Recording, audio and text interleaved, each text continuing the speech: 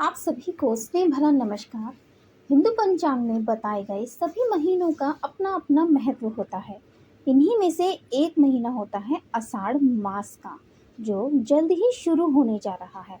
पंचांग के अनुसार यह विक्रम संवत का चौथा महीना कहलाता है। इस मास का हिंदू धर्म में विशेष आध्यात्मिक महत्व है। ऐसा इसलिए क्योंकि इस माह में भगवान शिव और भगवान विष्णु जी की पूजा का विधान है। साथ ही इस पवित्र महीने में कई महत्वपूर्ण व्रत और त्योहार मनाए जाते हैं, जिनमें से भगवान जगन्नाथ की रथ यात्रा और देवशयनी एकादशी प्रमुख हैं। आइए जानते हैं कब से शुरू हो रहा है आषाढ़ मास, शुभ मुहूर्त और इसके महत्व के बारे में। हिंदू पंचांग के अनुसार आषाढ़ मास के कृष्ण पक्ष की प्रतिपदा तिथि का शुभारंभ 4 जून सुबह 9:11 पर होगा और इस तिथि का समापन 5 जून सुबह 6:38 पर हो जाएगा। ऐसे में उदया तिथि के अनुसार आषाढ़ मास 5 जून सोमवार के दिन से शुरू होगा। आषाढ़ मास का महत्व क्या है, आइए जानते हैं। वैदिक और ग्रंथों में बताया गया है कि आषाढ़ मास में भगवान विष्णु और भगवान शिव की उपासना करने से जीवन में आ रही कई प्रकार की समस्याएं दूर हो जाती हैं। साथ ही साधक को पुण्य के समान फल की प्राप्ति होती है। इसके साथ ही आषाढ़ मास में पड़ने वाली योगिनी एकादशी व्रत रखने से व्यक्ति को गोदान और 88,000 ब्राह्मणों को भोजन कराने के समान पुण्य की प्राप्ति होती है। इसके साथ ही इस माह में गुरुओं की पूजा और उनकी सेवा का भी विशेष महत्व मिलता है। आषाढ़ मास में आपको क्या कार्य करने हैं, आइए जानते हैं। आषाढ़ मास को वर्षा ऋतु का महीना भी कहा जाता है, जिस वजह से मौसमी बीमारी का खतरा बना रहता है। ऐसे में इस माह में आपको पौष्टिक और संतुलित आहार का सेवन ही करना चाहिए। इसके लिए तेलीय भोजन से दूर रहना चाहिए और बासी भोजन को भी आपको नहीं करना चाहिए। ऐसा करने से व्यक्ति कई प्रकार की बीमारियों से दूर रह सकता है। अब जान लेते हैं इस महीने में पड़ने वाले प्रमुख व्रत और त्योहार के बारे में। इस साल प्रभु जगन्नाथ जी की भव्य रथ यात्रा 20 जून 2023 को निकाली जाएगी। मान्यताओं के मुताबिक इस रथ यात्रा में जो भी भक्त शामिल होते हैं उन पर भगवान जगन्नाथ पूरे साल अपनी कृपा बनाए रखते हैं। आपको बता दें कि हर साल उड़ीसा के पुरी में जगन्नाथ जी की रथ यात्रा निकाली जाती है। पुरी के इस मंदिर में भगवान जगन्नाथ अपने बड़े भाई बलराम और बहन सुभद्रा के साथ विराजमान होते हैं। आषाढ़ मास से ही चतुर्मास शुरू हो जाता है। चतुर्मास क्या है, आइए जानते हैं।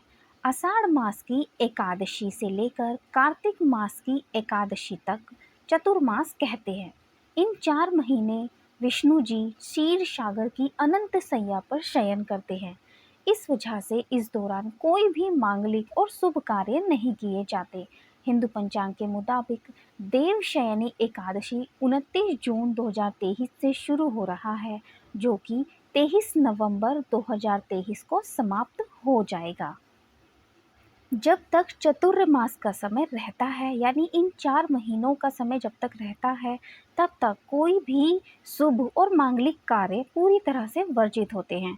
यानी इन महीनों में कोई भी आप शुभ कार्य नहीं कर सकती, जैसे शादी ब्याह, इस तरह के आप कोई भी कार्य नहीं करने चाहिए। अब जान लेते हैं आषाढ़ मास में पड़ने वाले प्रमुख व्रत और त्योहार के बारे में। जैसा हमने पहले बताया कि 5 जून दिन सोमवार से आषाढ़ मास का प्रारंभ हो रहा है। इसी प्रकार 7 जून को दिन बुधवार में संकष्टी चतुर्थी का शुभारंभ होगा। 10 जून को दिन शनिवार को कालाष्टमी होगी। 11 जून रविवार को शीतलाष्टमी होगी। 14 जून बुधवार को योगिनी एकादशी होगी। 15 जून गुरुवार को प्रदोष व्रत होगा। 17 जून को दिन शनिवार को रहेगी आषाढ़ अमावस्या। 19 जून दिन सोमवार को रहेगा आषाढ़ शुक्ल पक्ष का प्रारंभ शुरू हो जाएगा। वहीं 20 जून दिन मंगलवार को जगन्नाथ जी की रथ यात्रा शुरू होगी। 22 जून दिन गुरुवार को गणेश जी विनायक जी का चतुर्थी व्रत रहेगा। 24 जून को शनिवार को श्री स्कंद षष्ठी रहेगी। 25 जून को दिन रविवार को भानु सप्तमी होगी। 28 जून को दिन बुधवार में गिरिजा पूजा रहेगी। वहीं 29 जून को दिन गुरुवार को बहुत ही महत्वपूर्ण दिन है। इस दिन से चतुर्मास आरंभ हो रहा है, जिसे देवशयनी एकादशी कहा जाता है। इस दिन से प्रभु विष्णु जी 4 महीनों के लिए विश्राम की स्थिति में चले जाते हैं और कार्तिक मास की एकादशी को ही वह अपनी निद्रा से जागते हैं। इस बीच में कोई भी मांगलिक कार्य की मनाही होती है। 1 जुलाई दिन शनिवार को शनि प्रदोष व्रत होगा। 2 जुलाई रविवार को कोकिला व्रत मनाया जाएगा।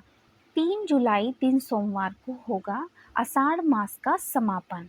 उस दिन गुरु पूर्णिमा मनाई जाएगी। इस तरह से आषाढ़ मास का संपूर्ण व्रत और त्योहार मनाए जाएंगे। आशा करते हैं आपको हमारे द्वारा बताई गई ये सभी जानकारियाँ पसंद आई होंगी। कृपया वीडियो को लाइक, शेयर और चैनल को सब्सक्राइब करना ना भूलें। आप सभी का दिन शुभ हो, आप सभी खुश रहें, स्वस्थ रहें, बहुत ही प्रसन्नचित्त रहें। आप सभी का धन्यवाद।